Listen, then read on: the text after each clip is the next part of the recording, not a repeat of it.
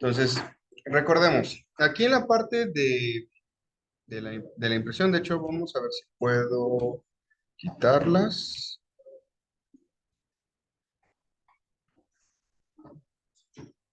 Uf,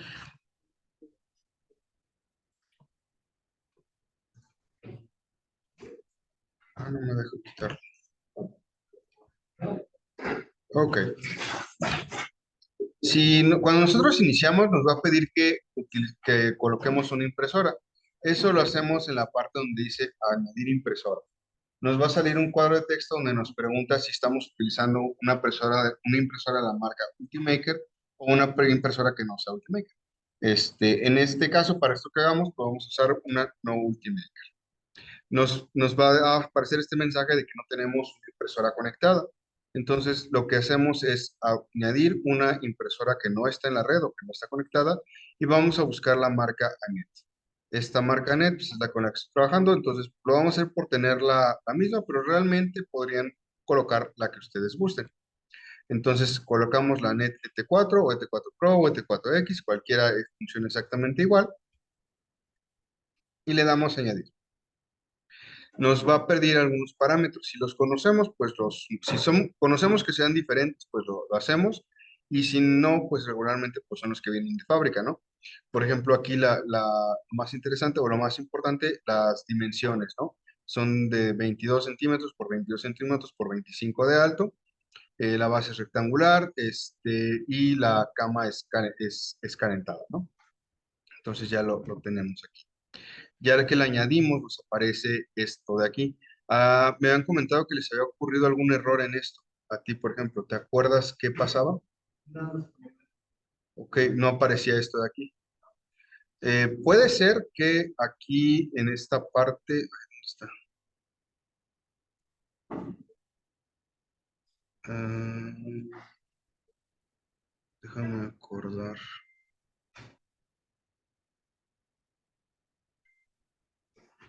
Es que hay una forma de quitar la cama de impresión. No, no es esa.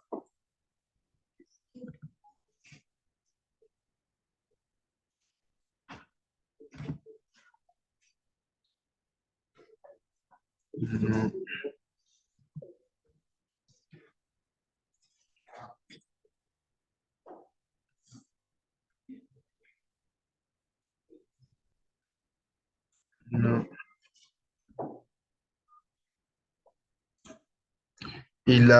Me dijiste que lo reinstalaste. ¿No se solucionó? Ya no checaste. Ok. Bueno, ¿y tú, Alan? ¿Ya pudiste? Ok. Ok. Esa parte aquí donde dice, debes tener igual tres cuadritos. Si no, a ver.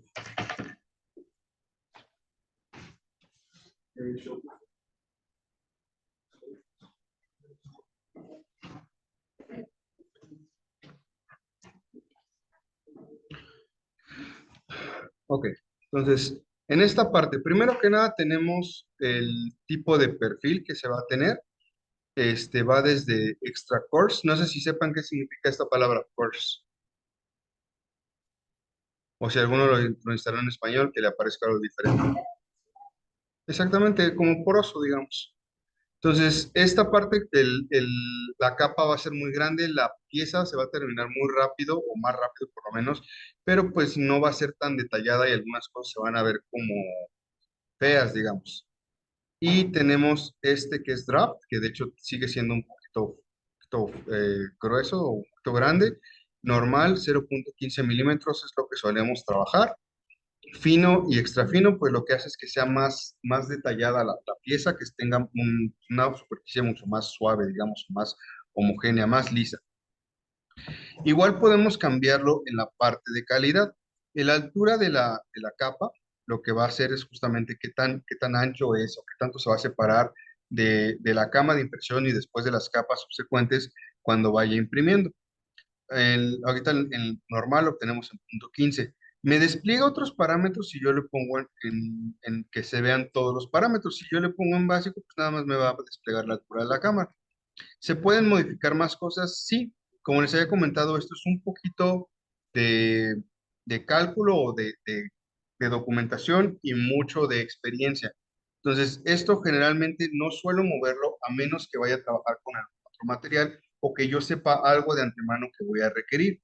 Por ejemplo, hay otro material que se llama TPU, que ese es flexible, queda como plástico, como el de las pelotas, digamos. Ese material necesitamos una capa un poco más grande, ya que de otra manera no se adhiere bien, a pesar de que sea, que termine en una textura fina. La misma situación para la parte de las líneas. Por ejemplo, aquí vamos a poner, hablando de, vamos a colocar una pieza, tenemos dos maneras. Podemos abrir directamente los archivos y buscar, o podemos, si la tenemos de alguna manera colocada, digo, en STL, la jalamos y ya nos aparece aquí, ¿no? Entonces aquí nos aparece la pieza, ya podemos empezar a generar. Por ejemplo, aquí ahorita le voy a poner que tenga, en lugar de dos, que tenga, digamos, una diferencia considerable. Y vamos a generarla. Una vez que, bueno, aquí tenemos un botón que dice Slice y ya que lo hacemos se genera la vista. Entonces, si notan esta parte, que es lo que va a cambiar, de hecho, vamos a quitarle los... rápido.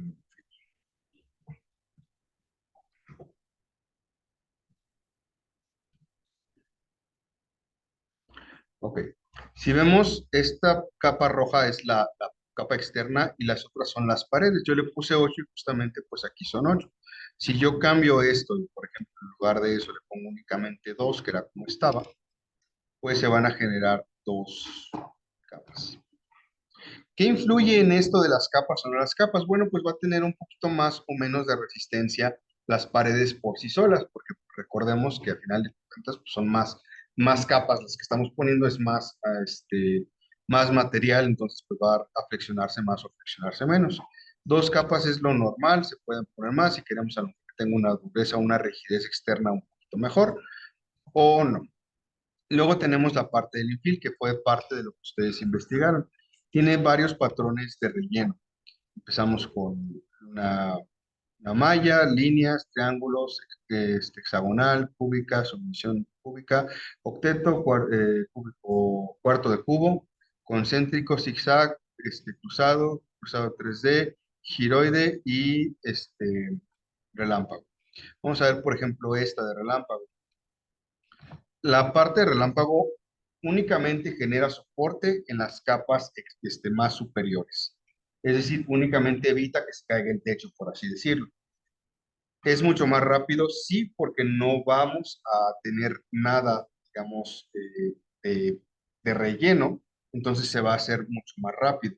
Se fijan, hasta ahí, ese punto, pues no tiene nada, nada más empiezan a salir unas líneas aquí y ya conforme va subiendo, pues va generando más líneas hasta la última capa que genera algo parecido a esto, para que la capa principal o la tapa, digamos, no se hunda, no se caiga el material conforme se va imprimiendo.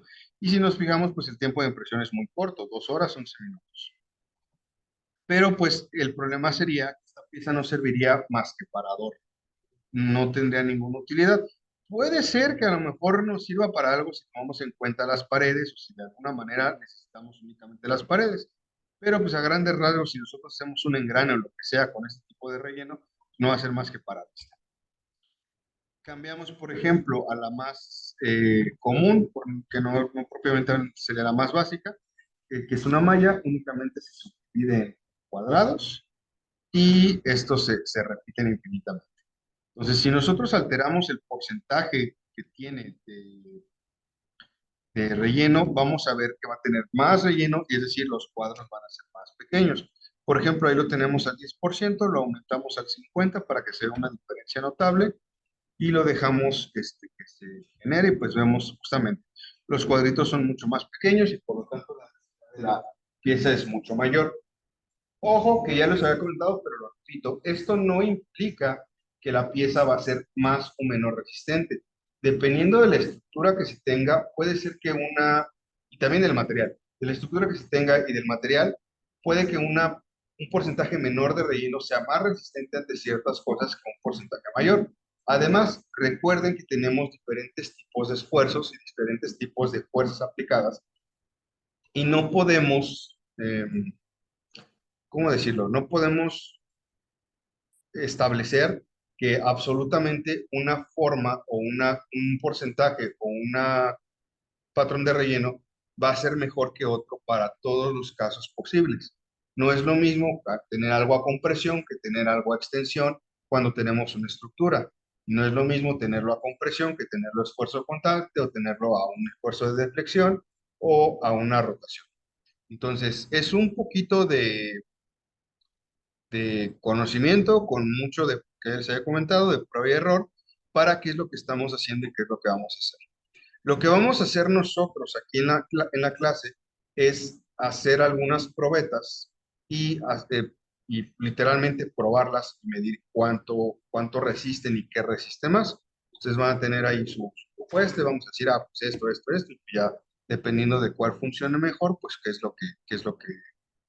lo que continuamos. Yo creo que vamos a hacerla a esfuerzo de flexión. Es decir, vamos a colocarla como si fuera un puente entre dos partes y una carga en medio y ver qué tanto aguanta en ese sentido. Creo que es lo más sencillo para esto que queremos.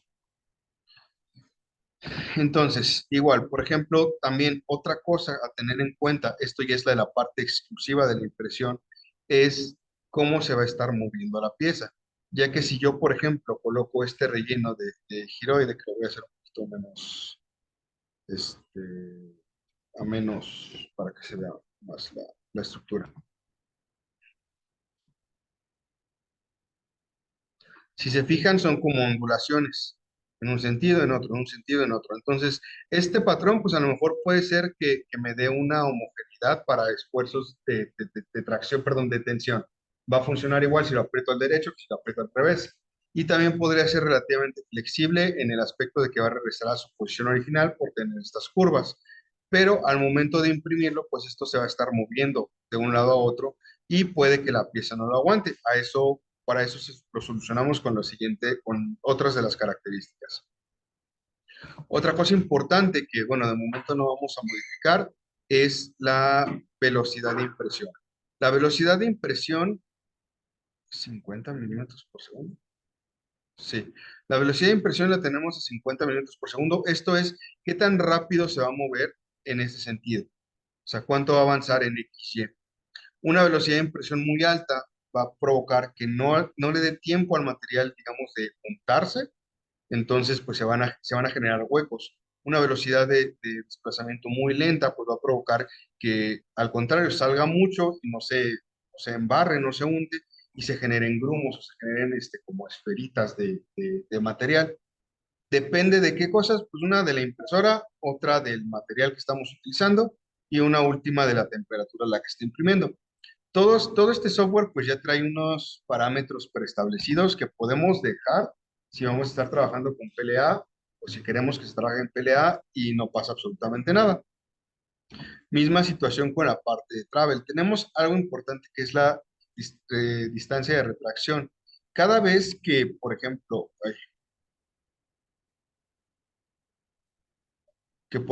la pieza termina una de las líneas, se pasa sin imprimir hasta el siguiente tramo. Bueno, ahí está haciendo unas pequeñas líneas. Y luego aquí entre este y este tramo, pues vemos que pasa sin imprimir en esa diagonal. Durante ese momento, lo que hace es regresar el material. Esta distancia de retracción, igual tenemos que de alguna manera jugar con ella a veces, porque igual, si es mucha, pues vamos a provocar que en la siguiente capa o en el siguiente punto, pues haya un hueco. Y si es muy poca, se va a generar algo que llamamos hilos, es decir, se va a quedar como una rebaba de un lado a otro. Entonces, pues ya, eso también tenemos que considerar. Depende otra vez del material que estamos utilizando y de la máquina o de la impresora por sí misma. Tenemos esta parte del enfriamiento. No todas las impresoras tienen enfriador forzado, enfriamiento forzado. Algunas simplemente dejan que el material se seque. ¿Qué provoca que el material se seque? Pues que deje de ser maleable y que deje de poder pegar, por así decirlo. Entonces, igual, podemos modificarlo si necesitamos que el material se quede más tiempo, este,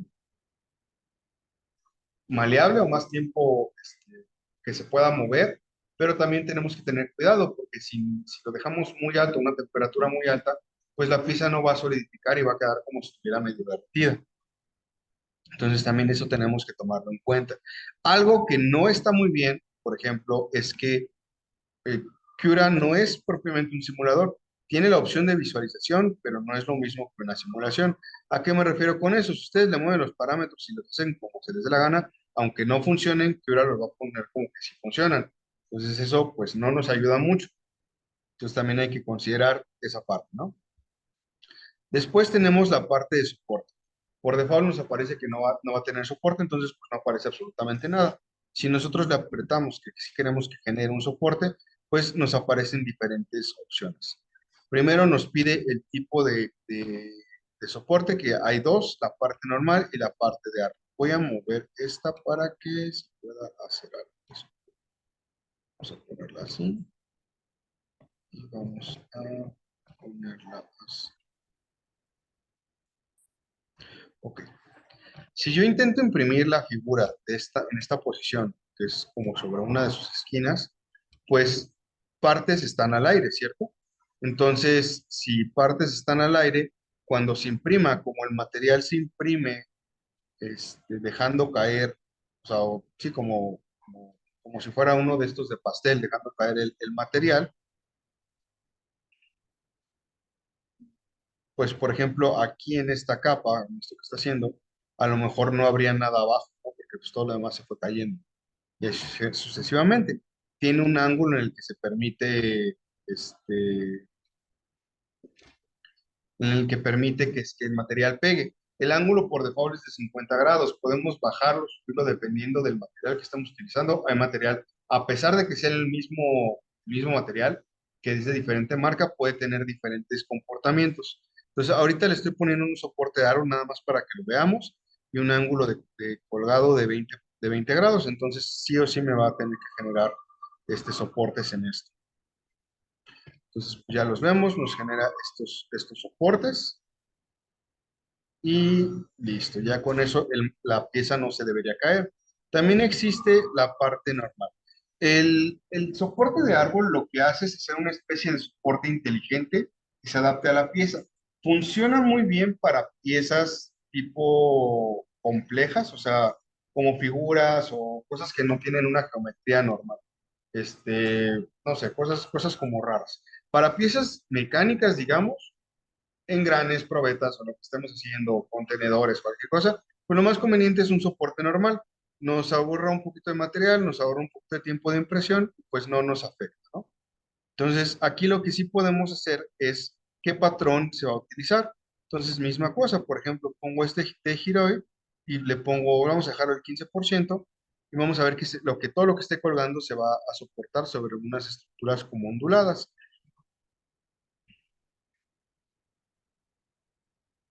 Ok, ahí está. Entonces, esto hay que considerarlo por tres condiciones. Primero que nada, pues tenemos que asegurarnos que va a soportar la pieza.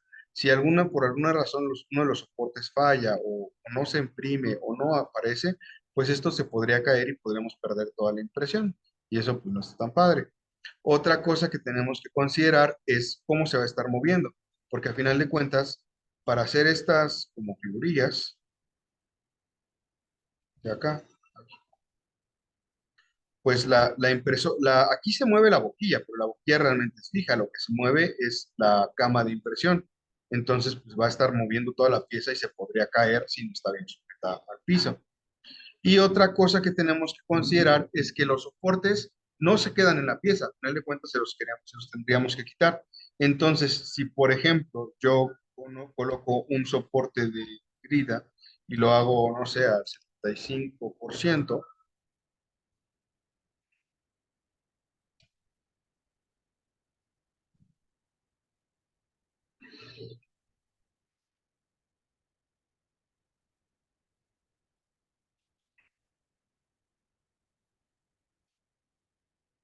pues si se fijan, el soporte es prácticamente otro pedazo de pieza.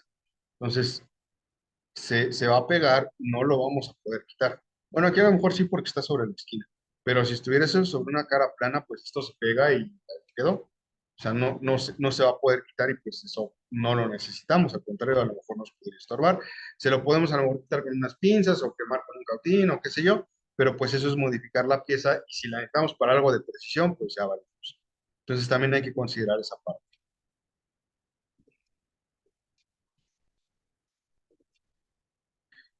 Caso contrario, ¿qué sucede si colocamos un soporte muy pequeño, o sea, muy poca densidad de soporte? Entonces lo puse en líneas al 5 al 1% me parece. Se fijan, nada más me generó dos soportes. Entonces, la estructura tiene que librar toda esta distancia sin caerse y eso puede o que puede que no pase. Entonces, hay que considerar eso. Lo que sí nos ayuda a la visualización es pues a darnos una idea de cómo va a quedar. Entonces, sí podemos decir, ah, ok, no, esto no va a funcionar, ah, ok, esto sí va a funcionar. Entonces, eso lo consideramos de esa manera. Vamos a dejarlo aquí.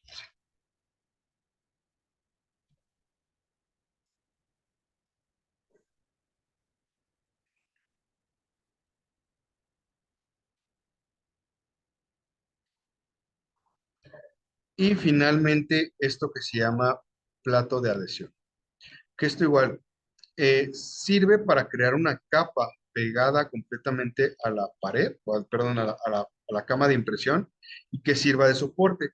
La cama de impresión en la mayoría de estos casos es de un plástico parecido al Nylamite, se siente como si fuera madera plastificada. Hay algunas otras, como en el caso de estas de la Sanet, que el plato es de vidrio para poder transferir el calor. Hay unas que son plato de metal, hay unas que son de otro material, de otro plástico que no conozco.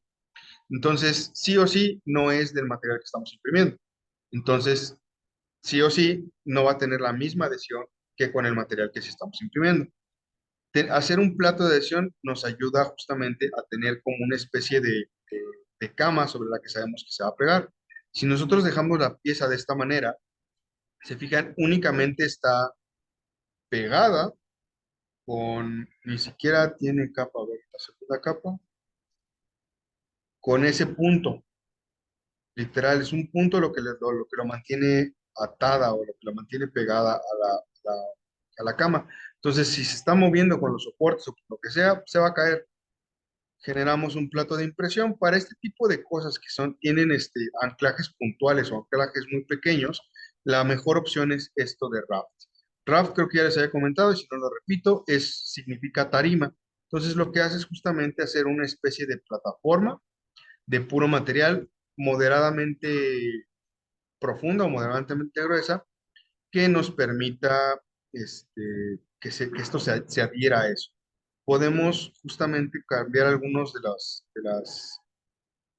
las cuestiones. Una de ellas, por ejemplo, a lo mejor decimos, es que con dos capas no se va a alcanzar a agarrar. Vamos a ponerle ocho. Para que se vea la diferencia, digo, no le pondríamos tantas. Ocho. Yo creo que lo más que pondríamos es entre 2 y 4 ya si creemos que no va a funcionar, pero ahorita para que sí se vea la diferencia, le ponemos 8. ¿Cuál es el problema de estos de RAF? Pues que esta parte, que es lo que estamos haciendo, pues es material que no vamos a utilizar, al final de cuentas, que es esto azulito. Y además es tiempo de impresión.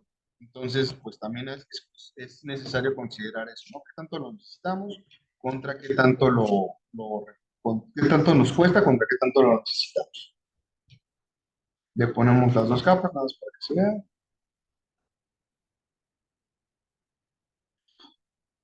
Y ya la se hace un poco más delgada. La otra cosa que existe es esto llamado PRIM.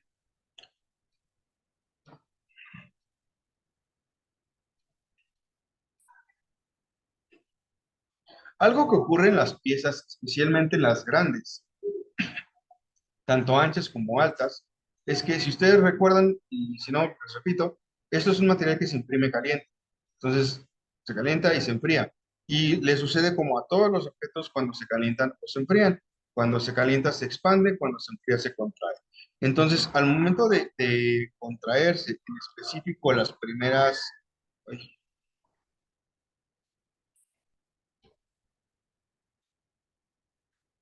Las primeras capas pues van a estar extendidas, la siguiente capa se coloca, pero se comprime.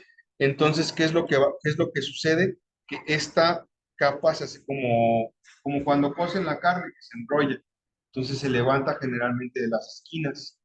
La mejor forma de eliminar esto, pues es colocando una base que se llama BRIM, que no sé qué significa BRIM, si quieren verlo. BRIM lo que hace es generar una especie de ancla a la pared, digo, a la cama de impresión, aumentando la superficie, sí, nos aumenta un poquito el tiempo de impresión, sí, pero nos permite pues, justamente que esto se pegue y ya no se levante porque pues, va a estar anclado. Si se llegase a contraer y a levantar, pues se levantarían estas esquinas y no estas esquinas, que son las que nosotros necesitamos. Lo mismo podemos hacerla más grande, pues, si no se me ocurre una razón más que no sé, a lo mejor pensamos que va a jalar con mucha fuerza y queremos darle más margen, no tengo idea, pero pues, con 20 capas, de hecho hasta con menos es más que suficiente. Pero si vemos, nos hace una capa más grande. Entonces, igual si yo lo reduzco a 6, no va a ser únicamente 6 rayitas, ¿no? Entonces, 20 caras.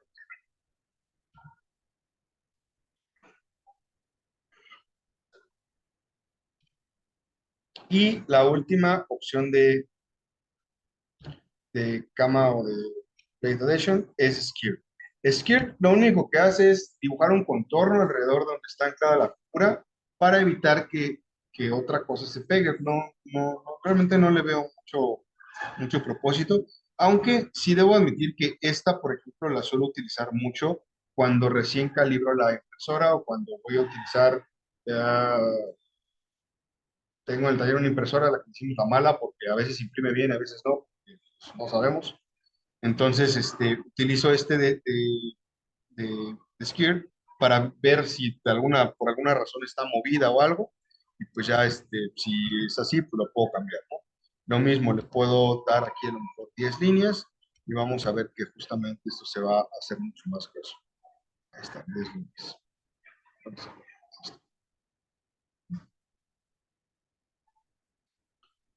Ahora, dentro de lo que nos da de parámetros, nos indica a grandes rasgos tres cosas. Lo primero, el tiempo de impresión que vamos a estar utilizando. De la parte anterior, de donde vimos el patrón de relleno y todo eso, podemos inferir, aunque no saber, digamos, qué tan resistente va a ser o qué tan bien se va a comportar. Eso tendríamos que probar. Pero pues sí tenemos una noción, o podemos tener una noción de qué patrón funciona para qué cosa y para qué lo queremos utilizar. Les repito, es una parte de investigación y una pequeña parte de investigación y una gran parte de experiencia. Yo les dejé como actividad justamente que revisaran los patrones de Kurai para qué funcionan y para qué funcionan. Entonces, esa es una parte. Y la otra, pues, es ir probando. No hay de otra. Pero aquí nos aparece el tiempo de impresión que vamos a estar utilizando y el material que vamos a estar consumiendo. Nos aparece tanto en longitud como en peso. Entonces, la idea o lo ideal sería tener una pieza que se imprima de la manera más eficiente, es decir, que nos dé las mejores cualidades físicas que requerimos en el menor tiempo y la menor cantidad de material posible. Para esto, y de hecho esa era su actividad, es revisar estas cosas. Me pusieron ahí varias cosas que, ok, la voy a dejar pasar en esa porque tal vez no lo expliqué bien o tal vez no lo consideraron, pero la idea es que ustedes prueben varios patrones, la misma pieza en varios patrones. Por ejemplo, ahora lo voy a cambiar a lo mejor a líneas. Para empezar, ya que tienen el Cura, pues sería conveniente que los vieran todos, ¿no?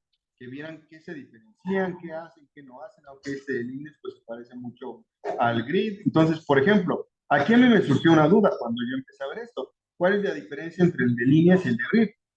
Se los cuento de una vez. La diferencia es que Grid hace cada capa un cuadrado. O sea, en cada capa recorre los dos lados. Mientras que líneas lo que hace es que cada capa tiene medio cuadrado. O sea, una capa la hace de las líneas horizontales y otra capa la hace de las líneas verticales.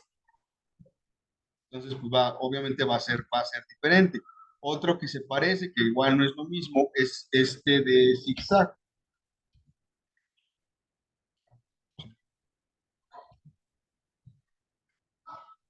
Entonces, este de zigzag igual parecen líneas, pero no lo son. ¿Qué es lo que sucede en el zigzag? Lo que cambia es en cómo se mueve la boquilla. Se fijan, está, bueno, ahorita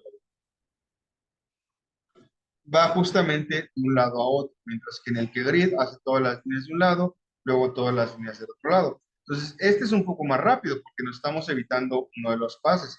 El problema es menos resistente porque no está haciendo la unión en esos pases. Entonces, ese tipo de cosas son las que tendrían que considerar ustedes para hacer esto. Vemos aquí, ok, si se fijan, me redujo 7 minutos. A lo mejor si yo lo cambio, no sé, al Lightning,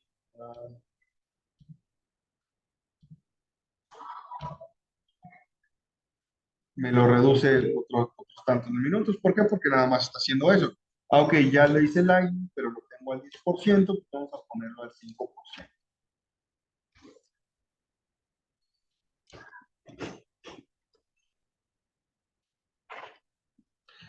Ah, que la canción. Y ojo, importante en esto, porque en todas en toda la actividad les pregunté cuál crees tú que sería. Es decir, no hay como que haya una forma correcta y una forma incorrecta.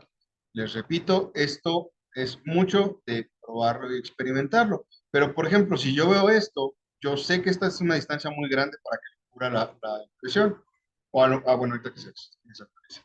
Yo sé que esa es una distancia medio grande para que cubra la impresión, entonces a lo mejor yo digo, no, eso no me va a funcionar o eso no necesito que sea más denso. Entonces vamos a mover la densidad, vamos a ponérsela al 50% y ver cuánto nos cambia el tiempo de impresión, ¿no?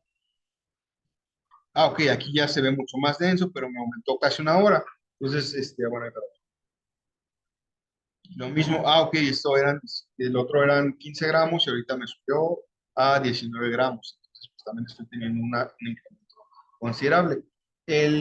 La cuestión del material no es tan relevante porque realmente el material es relativamente barato, pero pues sí es necesario considerarlo porque al final de cuentas es el peso de la pieza y es el material que se está utilizando. Sigue siendo algo, este, relevante.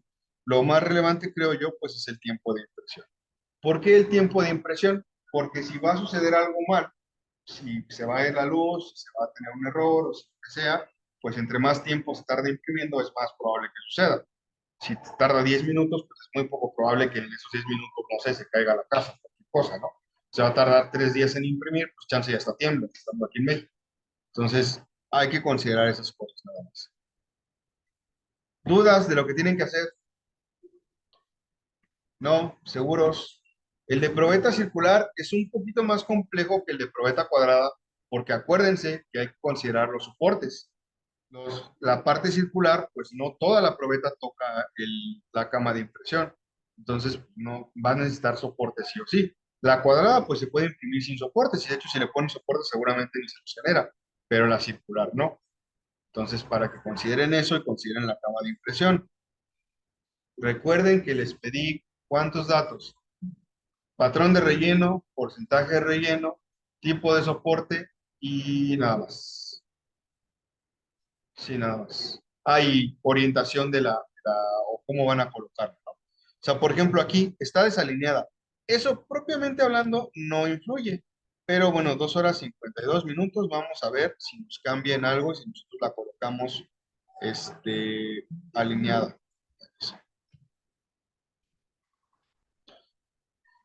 Cuando sí, ok, no nos, creo que nos un minuto, ¿no?